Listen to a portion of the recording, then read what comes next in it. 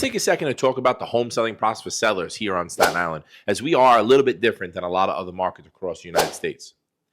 When we hire a real estate agent, obviously, like everyone else, we want to hire a real estate agent that's going to market as best as possible and get as many eyes as possible so you get the highest offer that you possibly can for your property. Once that's the case and you get a buyer to come in, a buyer is going to submit to you an offer to purchase form through their real estate agent.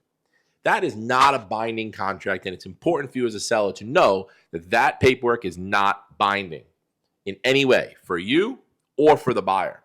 After that, it's common practice for a buyer to hire an inspector to come inspect your property and make sure there's no major issues such as structural, environmental issues. And sometimes the buyer doesn't want there to be any issues. That's an agreement that is between you and the buyer, but it's important to keep in mind that at this point, there is no binding contract, so either of you can back out at any point.